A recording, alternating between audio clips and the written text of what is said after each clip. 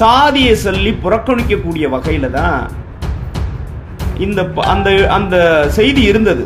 அது என்னமோ பாராட்டுற மாதிரி இருந்தது. அதான் பாராட்டுவது மாதிரி இழிவுபடுத்துவதாக தான் அது இருந்தது. பேச்சு வழக்கில் தலித் என்று அதுல ஒரு சில சமூகங்கள், இந்த பட்டியல் சாதியில இருக்கக்கூடிய இந்த 76 சமூகத்தில் ஒரு சில சமூகங்கள் தங்களை தலித் என்று தேசிய அளவில் அடையாளப்படுத்திக் கொண்டு பெருமைப்படுவதாக அவர்களுடைய தலைவர்கள் கூறி, அந்த குழந்தை சார்ந்திருந்த சாதி இன்னைக்கு ஒரு பட்டியல் சாதியில இருக்கு. ஒரு பட்டியல் சமூகமாக இன்னைக்கு இருக்கின்ற அந்த ஒரு காரணத்தினால நீ அடையாளப்படுத்துறன்னு நீ சொல்லுவ. அப்ப பட்டியல் சமூகமாக இருக்கின்ற இந்த சமூகத்தை சார்ந்த குழந்தைகளுக்கு நீ தேர்வு வினாத்தாள்ல ஏதாவது சலுகை கொடுத்தீங்களா? தன்னுடைய கடின உழைப்பால, அறிவு கூர்மையால அந்த குழந்தை 499 மார்க் வாங்கியிருக்கு. நீ அதை பாராட்டுற. அந்த குடும்பத்தோட கடினமான பொருளாதார சூழல்லையும், தந்தை எங்கேயோ தொலைதூரத்துல கோயம்புத்தூர்ல வேலை பார்க்கறாங்க. அவ்வளவு கடினமான சூழல்லையும் அந்த பெண் குழந்தை முதல் மதிப்பெண் வாங்கியிருக்குன்னா நீ அதை பாராட்டு செய்தி போடு. நீ ஏன் தலித்து, ஏன் அந்த சாதியை கொண்டு நீ திணிக்கிற? ஒரு சாதி அரிப்ப சொரிஞ்சுக்கிறதுக்கு இந்த சமூகத்தை நீ கையில எடுத்தீனா நீ காணாம போயிடுவ. நிச்சயமா சொல்றேன். நீ வேற யார வேணாலும் பேசு.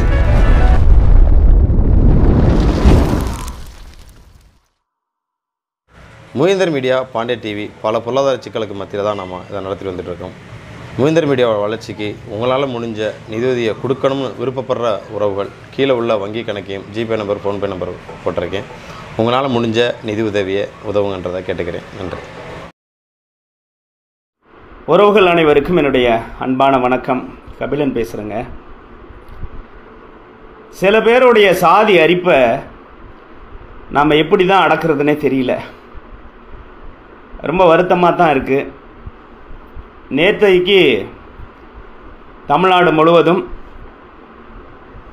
பள்ளி கல்வித்துறையால் நடந்து முடிந்த 10ஆம் வகுப்புக்கான தேர்வு முடிவுகள் வெளியிடப்பட்டிருந்தது. இதில் மாநிலம் முழுவதும் ஏறக்குறைய ஒரு 9 லட்சத்துக்கு மேலே மாணவிகள் தேர்வு எழுதியிருந்தாங்க.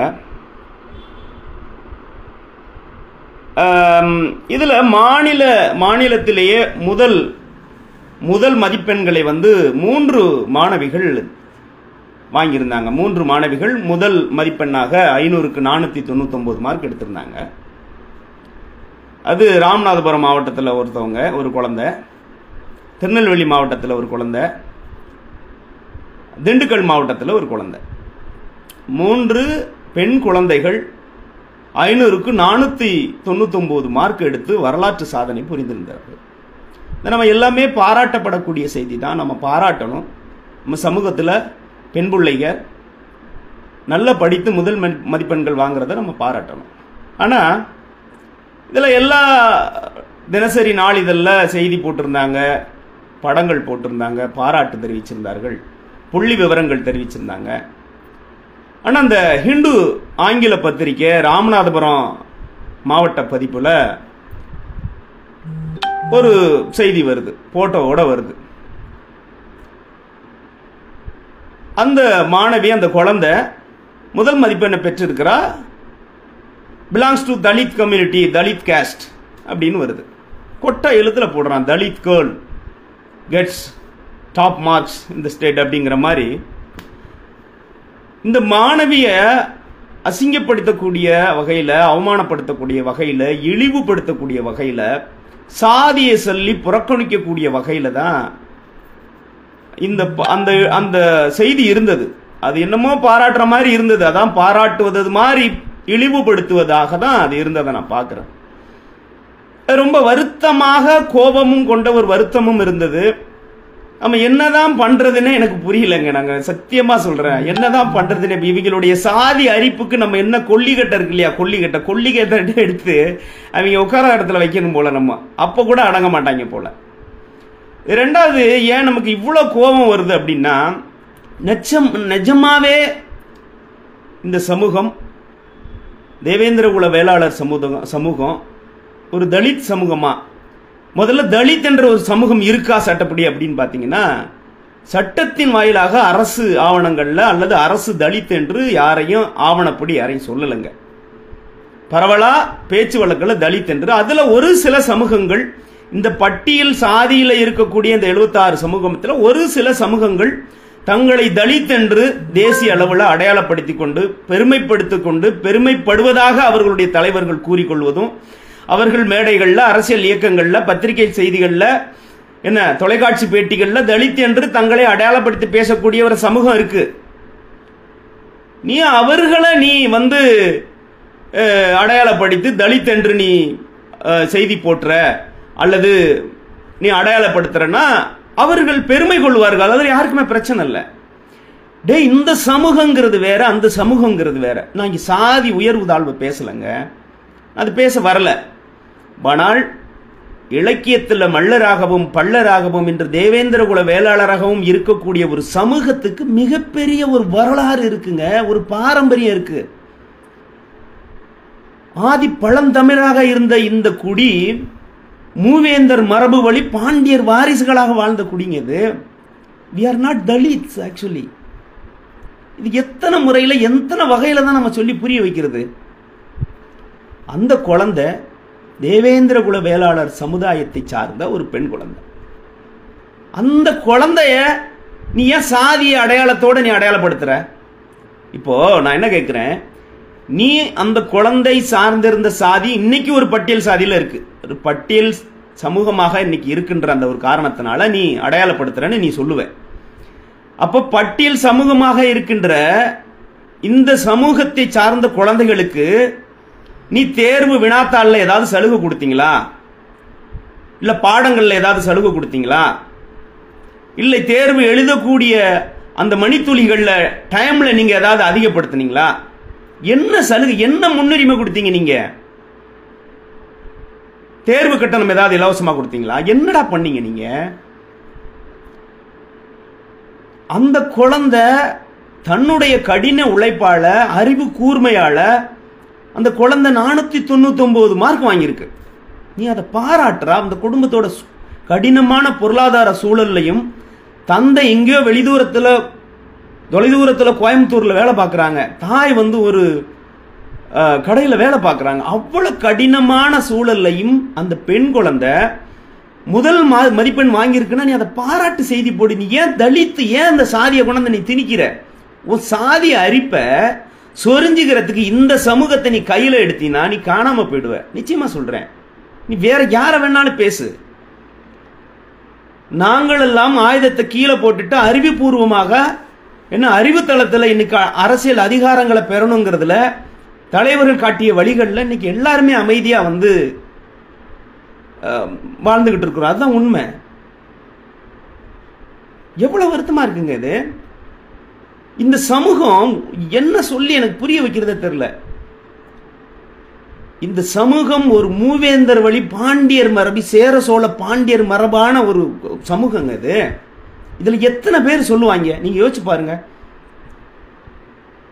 இந்திய திருநாட்டின் பிரதமராக இருந்த நரேந்திர மோடி அவர்கள் எந்த சமூகத்திற்கும் இல்லாத ஒரு பெருமையாக அரசு விழாவில் இந்த சமூகத்திலிருந்து, இந்த சமூகத்தின் மக்களிடத்திலிருந்து ஏனைய சமூகங்கள் கற்றுக்கொள்ளக்கூடிய மரபு வழி பண்பாட்டு ரீதியான விஷயங்கள் இருக்குன்னு சொல்றாரு. இந்த சமூகத்திட்ட கத்துக்கங்கடா, வாழ்வியல் என்னன்னு கத்துக்கங்கடா, பாரம்பரியம்னா என்னன்னு கத்துக்கங்கடா, தமிழருடைய பண்பாடுனா என்னன்னு கத்துக்கங்கடான்னு சொல்றாரு. திரு அமித்ஷா அவர்கள் பேசியிருக்கிறாங்க, துக்ளக் ஆசிரியர் ஆடிட்டர் ஐயா குருமூர்த்தி அவர்கள் பேசியிருக்கிறாங்க. இப்ப மறைந்த நம்முடைய கடலியல் தமிழர் வரலாற்று ஆய்வாளர் ஐயா ஒரிசா பால் அவர்கள் 1000 காணொலியில ஆதாரத்தோட போட்டிருக்காரு. தமிழர் வரலாற்று ஆய்வாளர் இப்ப இருக்கக்கூடிய ஐயா மாசோ விக்டர் அவர்கள் எத்தனை நூல்கள் எழுதியிருக்கிறார். இவர்கள் எல்லாம் இந்த சமூகத்தை சார்ந்தவர்களா? சொந்த சாதியை பெருமையை பேசினவர்களா? இல்ல. இவர்களுக்கும் தேவேந்திர குலத்திற்கும் எந்த இரத்த தொடர்பு கிடையாதுங்க. ஆனால் ஒரே ஒரு தொடர்பு, தமிழர் வரலாற்றை நடுநிலையாக ஆய்வு செய்து வெளியிட்டதுதான். உங்களுக்கு எப்படிடா புரிய வைக்கிறது எனக்கு தெரியவே இல்லை. நாம் தமிழர் கட்சியின் தலைமை ஒருங்கிணைப்பாளராக இருக்கக்கூடிய அண்ணன் செந்தமிழன் சீமான் அவர்கள் மேடைக்கு மேடை முழங்குறாரு, ஆதாரத்தோட எடுத்து வைக்கிறாரு. டேய், நீ தெரிஞ்சுக்கணும்னா போய் படிங்கடா சொல்ற, போய் படி. எத்தனை வரலாற்று தரவுகள்ங்க. இந்த சமூகத்தினுடைய வாழ்வியல் பண்பாடு இன்னைக்கு தரவுகளாக ஆதாரங்களாக இருக்குது. எல்லா சமுதாயத்திற்கும் ஒரு வரலாறு இருக்கும். நான் என்ன சொல்றேன், இன்னைக்கு இன்றைய சமகாலத்துல அரசியல்ல அதிகாரமிக்க ஒரு ஆதிக்க சமூகமாக இருக்கக்கூடிய சில சமூகங்களுடைய வரலாற்று பின்னணியை பார்த்தீங்கன்னா ரொம்ப பாவமா கேவலமா இருந்திருக்கு. ஆங்கிலேயர்களுக்கு அடிமையாக தமிழ் மண்ணை ஆள வந்தேறிய வடுக பேரரசுகளுக்கு, விஜயநகர பேரரசுகளுக்கு, நாயக்க பேரரசுகளுக்கு, வேற மண்ணிலிருந்து படையெடுத்த மக்களுக்கு துணையாக நின்று கைக்கூலிகளாக நின்று காட்டிக் கொடுத்தவர்கள் தான் இன்னைக்கு ஆதிக்க சாதியாக இருக்கிறாங்க, அரசியல் அதிகாரம் மிக்கவர்களாக இருக்கிறாங்க. இவர்களுடைய மூதாதையர்கள் பொருளாதாரத்தில் பெரிய அளவுல வளர்ந்ததுக்கு காரணம் பாண்டியர்களாகிய இந்த மக்களை, பள்ளர்களை காட்டிக் கொடுத்ததுக்காக தான் நீங்க தமிழ் நிலையங்களை பாளையங்களாக, பாளையப்பட்டுகளாக, சமஸ்தானங்களாக, குறிப்பிட்ட நிலப்பகுதிகளை நீ ஆண்டுகிட்டு வரி வசூல் பண்ணி எனக்கு கொடுன்னு சொல்லி உங்க கையில கொடுத்துட்டு போனதன் காரணம் தாண்டா நீங்க பண்ணையா இருந்திருக்கிறீங்க, நீங்க நிலா சுவான்தரர்களா இருந்திருக்கிறீங்க, நீங்க பொருளாதாரத்தில் மேம்பாடு அடைச்சிருக்கீங்க. நாங்க இந்த மண்ணுக்கு சொந்தக்காரன், நாங்க வந்தவன்ட்ட உங்களால நாங்க இழந்துட்டு, எங்களுடைய அடையாளத்தை இழந்துட்டு, புலம்பெயர்ந்து குடிபெயர்ந்து, நீங்க சொல்ற மாதிரி இன்னைக்கு பட்டியல் சாதியாக நாங்க இருந்திருக்கிறோம். கேவலம் அதான். நாங்க தான் எங்களை விட்டுருங்கடா நாங்க போறோன்ற நீங்க ஏன்டா விட மாட்டீங்க? ஏண்டா எங்களை எப்படி அழைக்கணும், நாங்க எங்க இருக்கணும் நாங்க தாண்டா முடிவு பண்ணணும். எங்களுக்கு இது வேண்டான்ற அளவு. பட்டியல்ல நிறைய சமூகங்கள் சாதிகள் இருந்தாலும் சில பேர் எங்களை தலித் என்று அழைத்துக் கொண்டு அவர்கள் ஆனந்தப்படுகிறார்கள், பெருமைப்படுகிறார்கள். தயவு செஞ்சு அவங்கள சொல்லு, டே அவங்க வேற நாங்க வேற, எங்க பண்பாடு வேற, எங்க மரபு வேற, எங்களுடைய பழக்க வழக்கம் வேற, திருமண உறவு வேற, வேறப்பா நாங்க வேற. நான் எத்தனை வாட்டி சொல்றது? நான் இப்படி சொல்றதுனால நான் ஒரு சமூகத்தை இழிவுபடுத்தவோ உயர்வு தாழ்வி பேசவோ நான் வரல. நீங்கள் அறிவுபூர்வமா வரலாற்று புரிதல் இல்லாமல் நீங்கள் ஒரே கண்ணோட்டத்தில் பாக்குறீங்க. அப்படியே பார்த்தாட நீ பட்டியல் சாதின்னு தானே போடணும். அது என்னடா தலித்து? சட்டம் இருக்கா இல்லையா? சட்டம் இருக்கு. ஐயா மறைந்த நம்முடைய ஐயா டாக்டர் சேது அவர்கள் ஆர்டிஐல ஒரு இன்ஃபர்மேஷன் போட்டு தகவல் வாங்கி வச்சிருக்காங்க 2008 2009லயே. நீங்க அழைக்க கூடாதுன்னு. நீ இப்ப நான் சொல்றேன், இந்து நாளிதழின் அந்த நிருபர் திரு சி பழனிவேல் ராஜன் அவர்கள், நீங்க ஒரு வாரத்துக்குள்ள நீங்க அதற்கு மறுப்பு செய்தி போட்டு நீங்க வருத்தம் தெரிவிக்கலனா உங்க மேல வழக்கு தொடுக்கப்படும். அதற்கான எல்லா முகாந்தரமும் இருக்கு. நிச்சயமா சொல்றேன். நான் ரொம்ப வருத்தம்டா. ஏன்னா இந்த சமுதாயத்தில் நல்ல தலைவர்கள் இருந்தும் சில காரணங்களால இந்த மக்களை ஒன்றிணைக்க முடியல. ரொம்ப வருத்தமா இருக்கு. இவர்கள் எல்லாம் ஒன்னு நின்னுட்டாங்கன்னா இந்த சமுதாயத்தை புறக்கணித்து விட்டு எந்த அரசியல் கட்சியும் நீங்க இங்க ஆட்சிக்கு வர முடியாதுடா. எங்களை தவிர்த்து விட்டு நீங்கள் அதிகாரத்துக்கு வர முடியாது. இன்னைக்கு சாதி பெருமைக்காக நாங்க பேசலங்க. இழந்து எவ்வளவுதான் இழக்கிறது? பொருளாதாரத்தை இழந்தாச்சு, நிலந்த இழந்தாச்சு, மான மரியாதையும் இழந்து இன்னைக்கு என்ன இழக்கிறதுக்கு ஒண்ணுமே கிடையாது. நீங்க அடிச்சுக்கிட்டே இருக்கிறீங்க. நீங்க எல்லா வழியிலையும் உங்க கட்சியில வேலை பார்க்கறதுக்கு நாங்க வேணும், நோட்டீஸ் ஒட்ட நாங்க வேணும், போஸ்டர் நோட்டு வேணும், கொடி பிடிக்க நாங்க வேணும். ஆனால் அதிகாரத்துக்கு வரும்போது மேல வரும்போதும் நாங்க வேண்டாம் உங்களுக்கு, இல்லையா? அது என்னைக்கு இந்த மக்கள் சமூகம் உணர்ந்து கொண்டுச்சுன்னா அது புரிஞ்சுக்கிட்டுன்னு வச்சுக்கோங்க, அன்னைக்கு நீங்க காலி. நீங்க எங்களுடைய இரத்த சொந்த குருதி உறவான வன்னியர் பெருமக்கள், வடக்கே வன்னியர்களாக தெற்கே தேவேந்திரர்களாக நாங்க இருக்கிறோம். நாங்க 2 பேருமே ஒண்ணு சேர்ந்தாலும் நீங்க தமிழ்நாடுல நீங்க எந்த அதிகாரத்தையும் எங்களை புறக்கணிச்சுட்டு வர முடியாது. அததான் எங்க ஐயா டாக்டர் ராமதாஸ் அன்னைக்கே சொன்னாரு. ஆனா இந்த சமூகத்தில் உள்ள தலைவர்கள் அதை கேட்கல. சுயநலம் பிடித்தவர்கள் வருத்தப்பட வேண்டியதா இருக்கு. இன்னைக்கு ஒண்ணு சேர மாட்டாங்க. ரொம்ப கஷ்டமா இருக்கு மனசு. சகோதரர்களே போட்டி, ஒருத்தரை போட்டி போட்டுக்கொண்டு ஒரே இடத்துல நிக்கிறீங்க. ரொம்ப வருத்தமா இருக்குங்க. இன்னைக்கு வர்றவன் போறவெல்லாம் பேசுறான், தூக்கி போட்டு மிதிக்கிறான், அடிக்கிறான், உதைக்கிறான், புறக்கணிக்கிறான், இழிவுபடுத்துறான். என்ன காரணம்? பெரும்பான்மையாக இருந்தும் நாமல் ஒற்றுமையாக இல்லாத ஒரே காரணம் தான். நான் என்ன சொல்றேன் அப்படின்னா, இன்னைக்கு அதிகாரத்தில் இருக்கக்கூடிய அல்லது எந்த அரசியல் கட்சி வந்தாலும் ஆதிக்கம் மிகுந்த ஒரு சமூகமாக ஒரு குறிப்பிட்ட சமூகங்கள் இருந்துகிட்டே இருக்கு. யார் வந்தாலும் அதில் போய் தொத்திக்குவாங்க, அவர்களோட கைகோர்த்து மேலே வந்துடுவாங்க, அரசியல் அதிகாரத்தை பெறுவாங்க, அரசு பதவிகளை வாங்குவாங்க, அரசு ஒப்பந்தத்தை பெறுவார்கள். புரியுதா? அது இருக்கு ஒரு சமுதாயம், நான் சொல்லல, அவர்களுடைய திறமை தான், நான் இல்லைன்னு சொல்லல. ஆனா இவர்களுக்கு காரணம் இவர்களுடைய மூதாதையர்கள், முதல் தலைமுறை, இரண்டாம் தலைமுறை, மூணாம், இவர்கள் எல்லாம் கொஞ்சம் வசதி வாய்ப்பாக இருந்திருப்பாங்க. காரணம், ஆரம்ப காலகட்டங்களில், இவர்களுடைய ஆரம்ப காலகட்டங்களில் என்ன, பழந்தமிழர்களாக மண்ணுக்கு சொந்தக்காரராக இருக்கக்கூடிய, மருத நிலத்துக்கு உரிமை கொண்டாடக்கூடிய, மருத நிலத்து பூர்வீக குடிமக்களாக இருக்கக்கூடிய இந்த மக்களை வந்தேரிகளோட சேர்ந்து கொண்டு காட்டி கொடுத்து வீழ்த்தி அடைந்து, வீழ்த்தினத்துக்கு நீங்க பலனாக சில நிலங்களை அப்பெல்லாம் என்ன வளர்ச்சிக்கிறது தானே, எந்த சட்டம் இருக்கு, எந்த உங்களுக்கு வரையறை இருக்கு, ஒன்றும் கிடையாது. அப்ப கண்ணுக்கட்டு தூரம் வளைச்சுக்கிட்டு நீங்க நிலச்சுவான்தாரர்களாக, பண்ணைகளாக, பெரிய மிராசுகளாக மாறின காரணத்தினால அதே அதிகாரத்தை நீங்க தொடர்ந்து செலுத்துறீங்க. வீழ்த்தப்பட்ட நாங்கள் இன்னும் வீழ்ந்துகிட்டே கிடக்கிறோம். அதான் விஷயம். அதற்கான காரணம் யாரால், எப்படி நாங்கள் வீழ்த்தப்பட்டோம் என்பதை எங்களுடைய மக்கள் உணர ஆரம்பிச்சிட்டாங்க, இளைஞர்கள் பேச ஆரம்பிச்சிட்டாங்க, வரலாற்று தெளிவு பிறந்திருக்கிறது. ஆனாலும் இன்னும் ஒற்றுமையாக இருக்கக்கூடிய, அரசியல் செய்யக்கூடிய அந்த சூழல் கணிஞ்சு வரல, பண்ணல. இவர்கள் அரசியல் என்னைக்கு பண்றாங்களோ அன்னைக்கு இந்த அதிகாரம் எங்களுடைய கைகளில் இருக்கும். நிச்சயமா நான் என்ன சொல்றேன் அப்படின்னா, நாங்க இந்த சமூகத்தினுடைய பெருமைகளை பேசுறதுனால எந்த சமூகத்தினுடைய உயர்வு தாழ்வை பத்தி நாங்க பேசல. வரலாற்று காலங்களில், பண்டைய காலங்களில், ஆங்கிலேயர் காலத்துல, அதுக்கு முன்னாடி நாயக்கர் காலத்துல, விஜயநகர பேரரசு காலத்துல நீங்க அவர்களுக்கு பள்ளக்கு தூக்கி கொண்டு அவர்களுக்கு அடிமையாக வேலை பார்த்து கொண்டு உங்களுடைய பொருளாதாரத்தை நீங்க வளர்த்துக்கிட்டீங்க. ஏன்னா அந்த நேரத்தில் உங்களுடைய உதவிகளால வந்தேறியவர்களால நாங்க வீழ்த்தப்பட்டோம், தாக்கப்பட்டோம், புறக்கணிக்கப்பட்டோம்.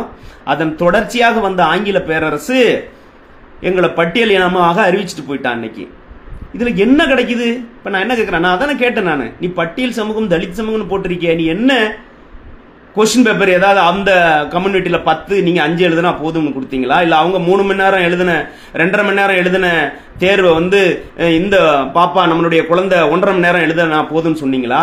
இல்ல அவங்களுக்கு 1 வருஷம் நடத்தினதை எங்களுக்கு 2 வருஷம் நடத்தினீங்களா? என்னடா கொடுத்தீங்க நீங்க?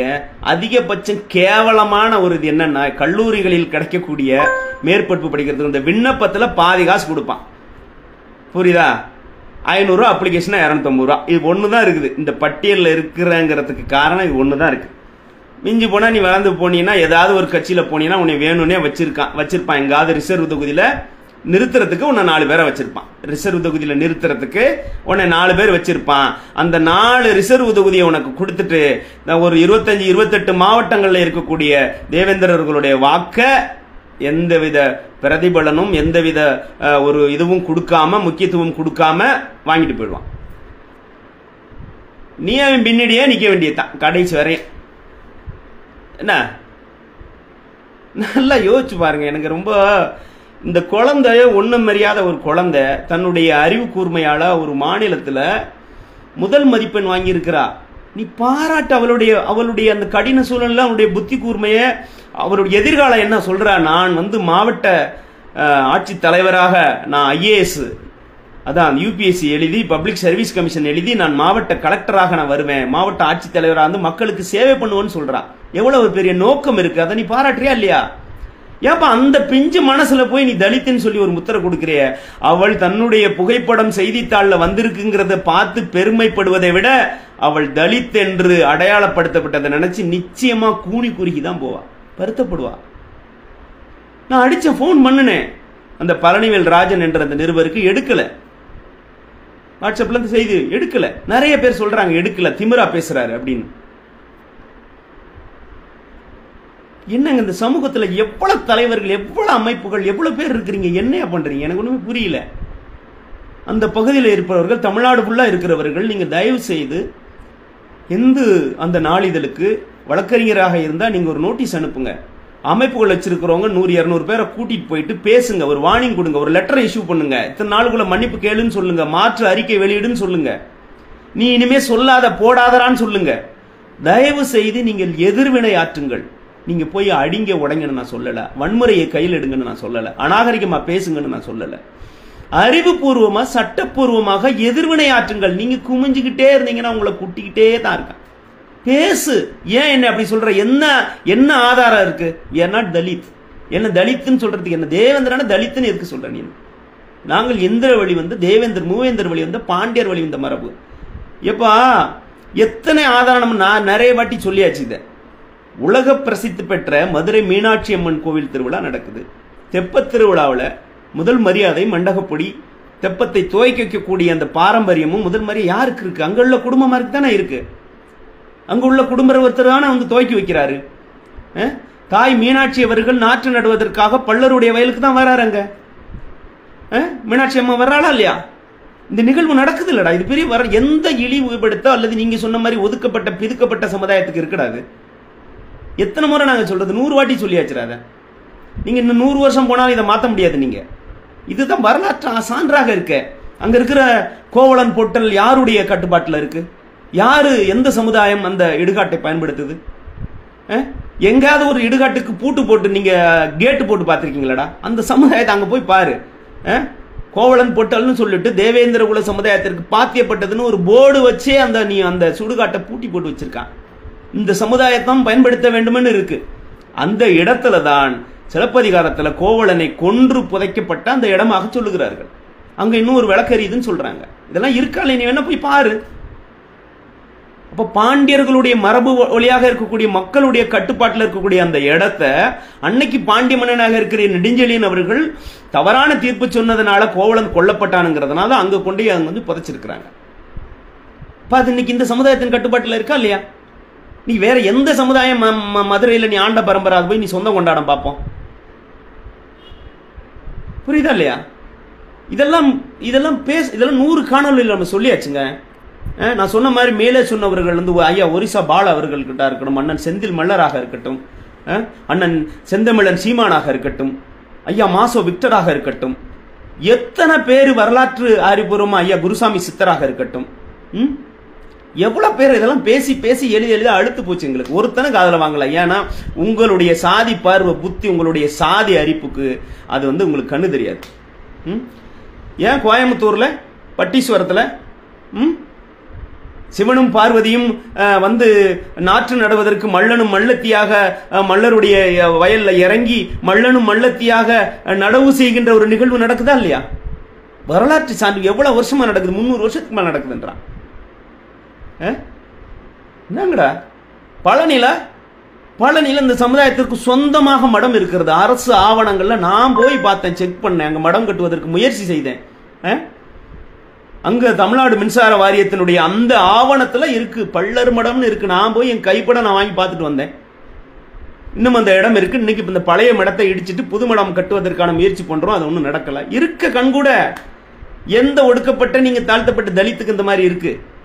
பழனில மடம் இருக்குடா. திருச்செந்தூர்ல எத்தனை மடம்? 9 மடம் 11 மடம் இருக்குன்றான். நான் என்ன பார்க்கலாம்? 11 மடம் இருக்காங்க அங்க வெவ்வேறு பேர்கள்ல. சிவந்தி வெள்ள நாட்டார், இந்த நாட்டார், இந்த நாட்டு எத்தனை 1 1.5 ஏக்கர் 2 ஏக்கர் 3 பெரிய பெரிய மடங்கள் இருக்குடா.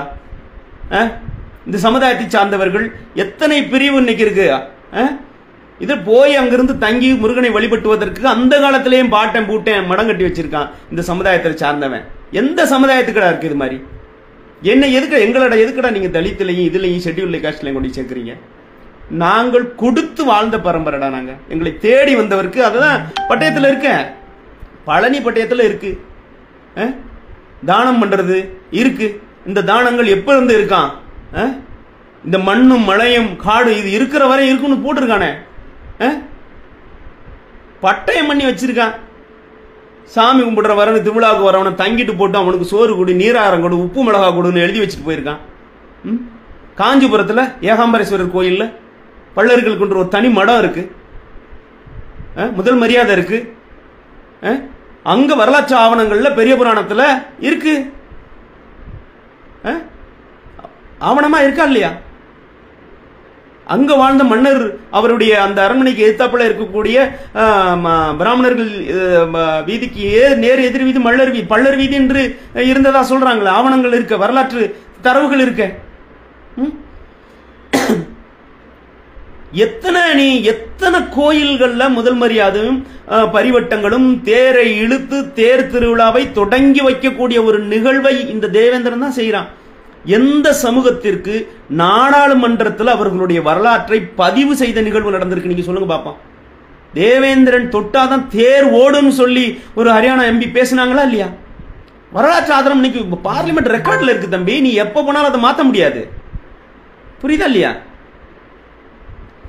தேவேந்திரன் தொட்டாதான் தேர் ஓடுன்றான்.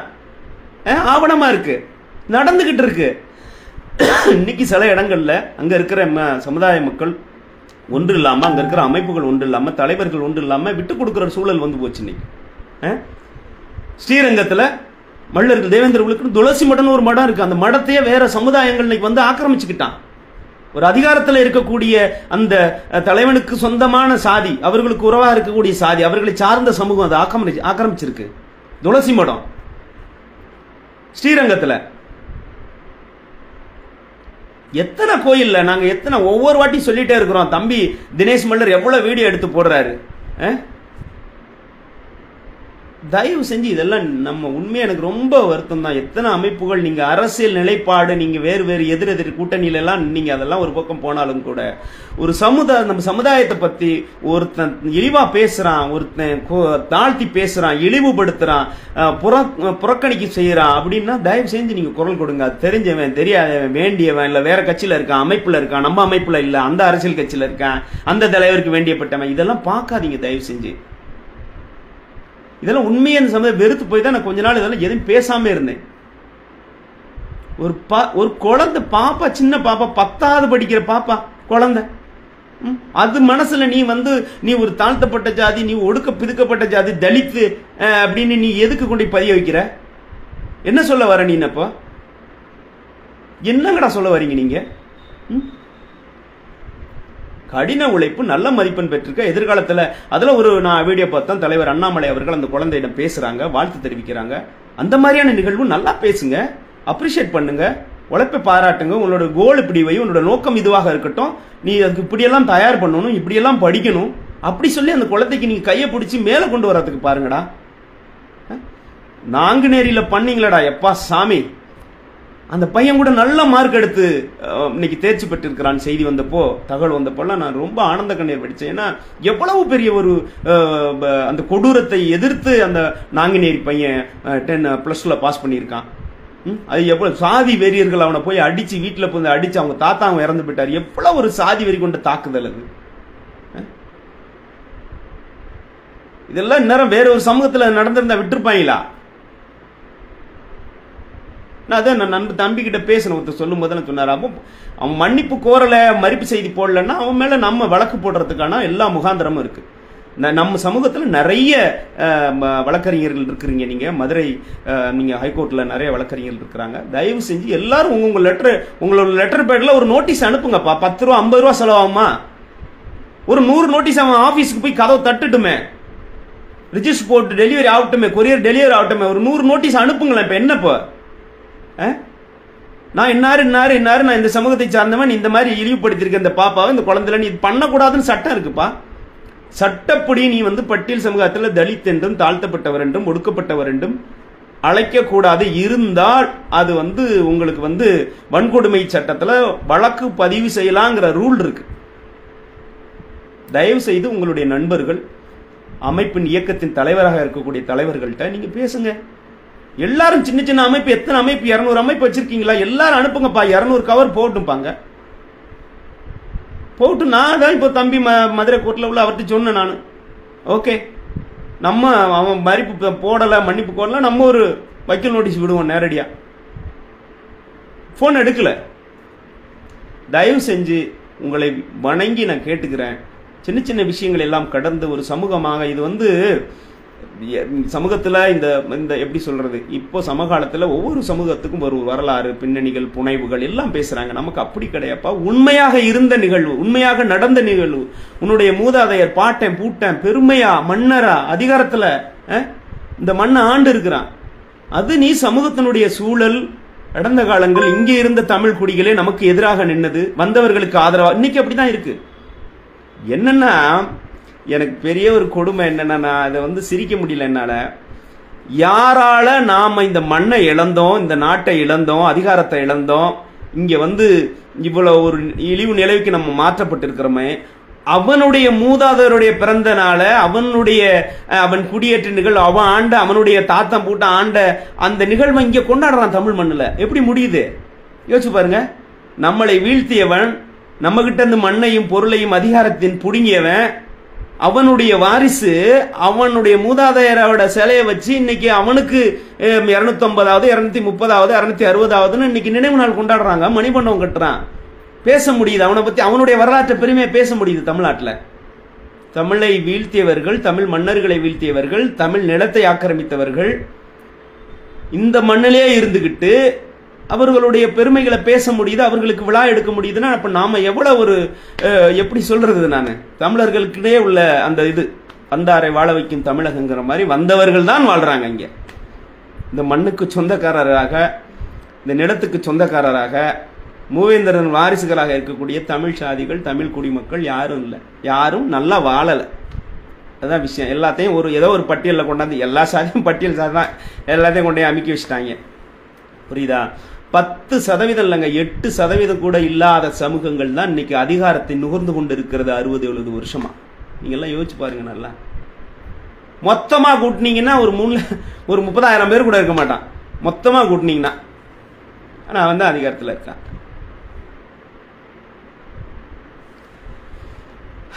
என்னமோ தெரியலங்க, ரொம்ப வருத்தமும் வேதனையும் தான் இருக்குது. படிக்கிற பிள்ளைகள்கிட்ட யாங்கடா உங்களுடைய சாதி அரிப்பு கொண்டே நீங்க காட்டுறீங்க? தயவு செய்து உங்களுடைய பிள்ளைகள், மற்ற சமூகத்தை சார்ந்த நண்பர்கள் இதை பார்த்துருந்தா கூட நீங்க நல்ல விஷயங்களை உங்களோட பிள்ளைங்களுக்கு சொல்லிக் கொடுங்க. சக மனிதர்களாக, சக நண்பர்களாக, சக வகுப்புல படிக்கக்கூடிய நண்பர்களுடைய சாதி வேற்றுமை பார்க்காம நல்ல விஷயங்களை சொல்லிக் கொடுங்கப்பா. நல்லா பண்ணுங்க. சின்ன வயசுங்கள்ல ஏன் நீங்க வந்து சாதிய வெறியை ஊத்தி இன்னைக்கு அவன் அருவாளை எடுத்து, பிளேடை எடுத்து மொதுவை கிழிக்கக்கூடிய நிலைமை, ஆயுதங்களை எடுத்து வீட்டுல புகுந்து ஒரு சின்ன பையனை, 12வது படிக்கிற பையனை தாக்கக்கூடிய செய்தியெல்லாம் நம்ம பார்க்கிறோம். ஆசிரியர்கள் சாதி என்ன சாதின்னு கேட்டு, ஆசிரியர்கள் மாணவர்களுடைய மனசுல விஷத்தை, சாதிய வன்மத்தை திணிக்கக்கூடிய நிகழ்வெல்லாம் நடந்துச்சு. இப்போ வந்ததா இல்லையா? இங்கதான் தூத்துக்குடி மாவட்டம் தான் நினைக்கிறேன்.